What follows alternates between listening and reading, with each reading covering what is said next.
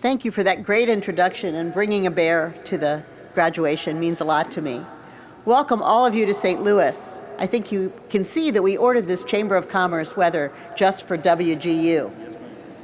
I'm honored to be this commencement speaker for the Western Governors University St. Louis Commencement. Graduates, I know that you have worked very hard to get to this point, and for that you should be incredibly proud. At Build-A-Bear Workshop, we like to say that it takes a village to raise a bear, and the same is true for you. It has taken the support of all your families, your friends, and your employers to help you get to this point, and I would like to say to all of you, congratulations.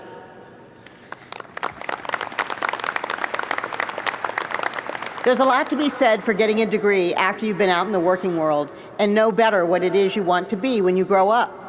You make different and, of course, more mature choices. After all, you've been out there in the world and you have observed what some might call the good, the bad, and the ugly.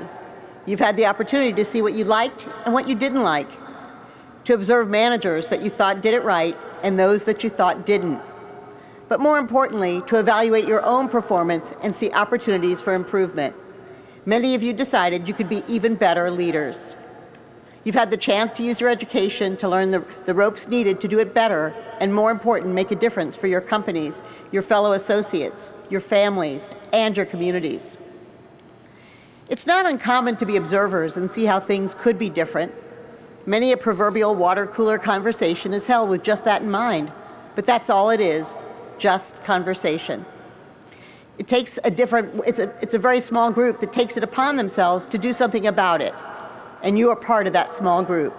Those that want to be part of the solution, not the problem. Those that want to improve their personal performance and that of their companies. You know you have a chance to use now you have a chance to use your degree to fill in the gaps, to do it better.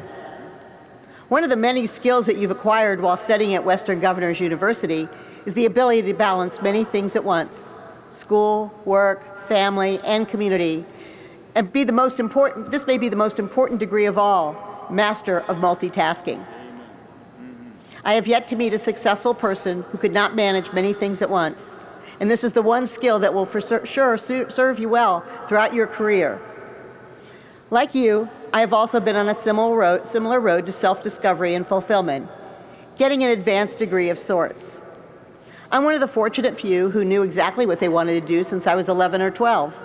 Work, make money, be independent, and make a difference. Neither of my parents had a college education. In fact, I was the first of all of my cousins to graduate from college. I've been on that path for many decades now. After graduating from the University of Georgia, I joined the training program at the May department stores in Washington, D.C. And during my first few months as a trainee, I had the privilege of hearing the then CEO, Stanley Goodman, speak to a group of young executives. I remember that day as if it was yesterday, and as he was speaking to me alone. Stanley was truly a Renaissance man. He was a wise businessman, musician, art collector, and benefactor. He always spoke with passion and flair, and he said that day and many days thereafter, retailing is entertainment, and the store is a stage, and when the customer has fun, they spend more money. When the customer has fun, they spend more money. That very day, those words changed my career. Stanley helped me see my work in a different light and with a much more joyous purpose.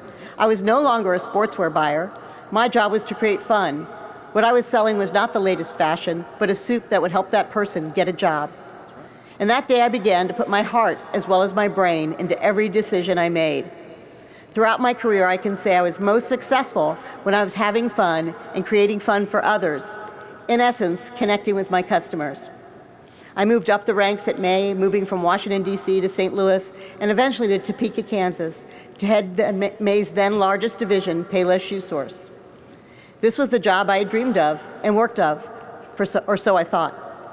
Don't get me wrong, it was a really wonderful job. I've always said you can never have too many shoes or too many teddy bears.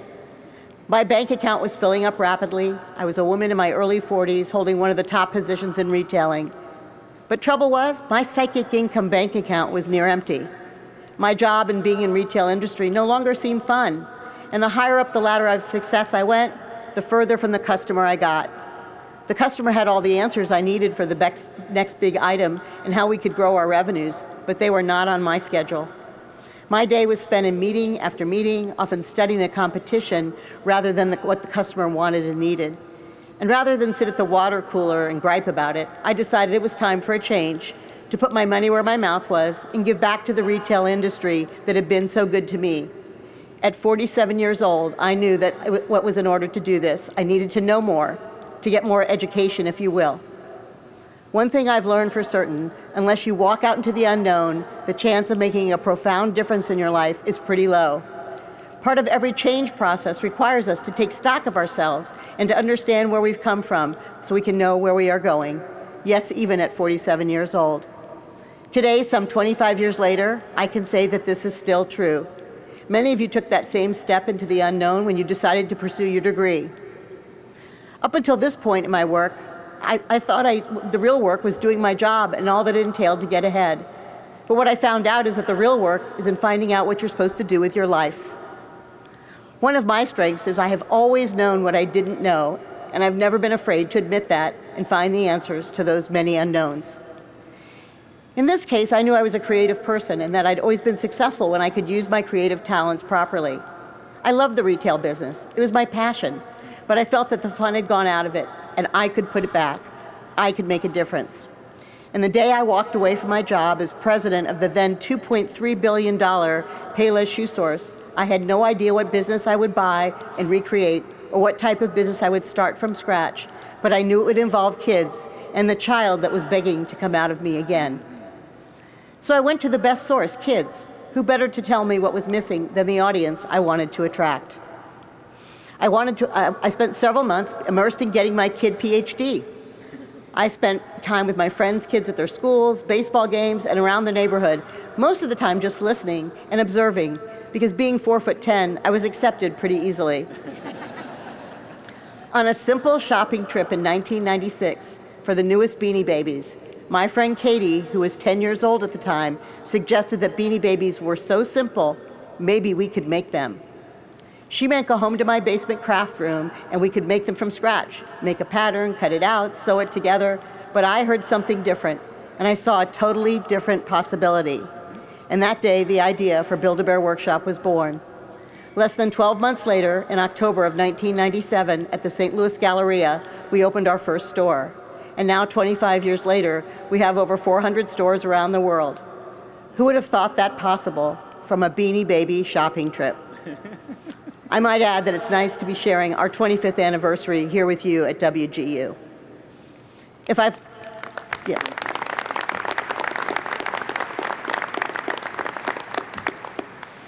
I've learned one thing in my life, it's that listening is a very important key to success. On a practical basis, listening is important because you cannot possibly have every idea. Where would Build-A-Bear be if I hadn't heard what Katie was really saying? It's like a newfound freedom. It isn't all on your shoulders. Listening is also a sign of respect. It's a path toward creating credibility with another person, in my case, my customers and my associates. Through technology, we have access to so much more input, more feedback, and more learning.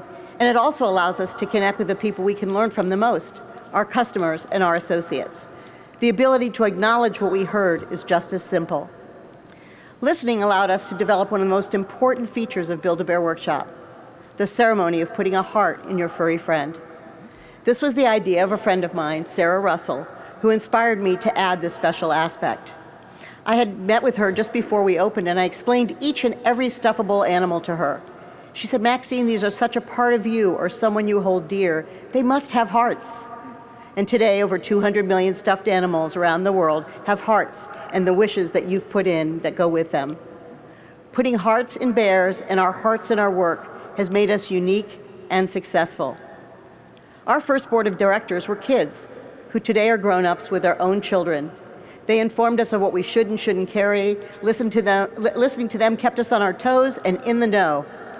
It just seems obvious to me that companies would want to have their customers on their boards and on their side, but few, if any, do. Take my word for it, some of the best ideas are staring you in the face right now. Take a breath, just stop and see, and most important, listen. Because until we open our eyes to the possibilities like we did when we were kids, we just can't see what is possible. Many of you are parents, and I know you can recall your own children wanting to always know, why can't we do this, Mommy? Or who said this won't work, Dad? Or just simply, why? That is the kid-like possibility I'm talking about versus it will never change philosophy spouted at the water cooler. In the beginning of Build-A-Bear Workshop, many people said it will never work. Why would anyone want to make their own teddy bear when they can buy one easily off the shelf? Why indeed? Today their tune has changed a little. Many people say to me, I wished I'd thought of that. But retailing isn't their passion, and neither are teddy bears. Maybe their passion is computers or writing or working in the aeronautics industry, healthcare, or sports. I can't tell you how to develop a breakthrough computer software system, but I can encourage you to be resourceful, to reach inside your kid's soul and ask, why not? In the 21st century, especially since the pandemic, the competitive playing field has been leveled. The jobs for your skills are numerous and the wages much improved. Being an entrepreneur is also a more likely possibility. Log into google.com and enter publish your own books, and the world could be at your fingertips. In fact, there are millions of entries willing to assist you in being your own publisher. No more excuses. An accountant wanting to relocate to Hawaii? Indeed.com and Zoom can make it possible for jobs anywhere to be accessible to anyone qualified and searching. Marianne Williamson, the author and spiritualist, once said that our greatest fear is not that we are inadequate, but that we are powerful beyond measure. The power has always been in our hearts, but the fuel is now at our fingertips. I can't give you the advice on how to use more creative techniques in your thinking, but I can encourage you to look inside at what makes you happy, what you love, what makes you smile every day, what you're passionate about. Listen to your heart. Several years ago, I had the good fortune to meet Terry Bradshaw, the former quarterback of the Pittsburgh Steelers. He was telling us what great fortune he had in being paid to do his hobby, play football. By then, he was making 3 times as much money as a sports announcer, but he still wished he was playing football.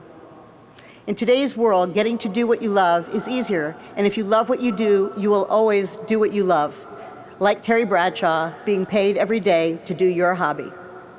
I have yet to meet a person who loved what they were doing that was not thriving personally, emotionally, and financially. That choice that I made to leave a prestigious, safe, secure, and high-paying job changed the trajectory of my life. I became the quarterback of my own life.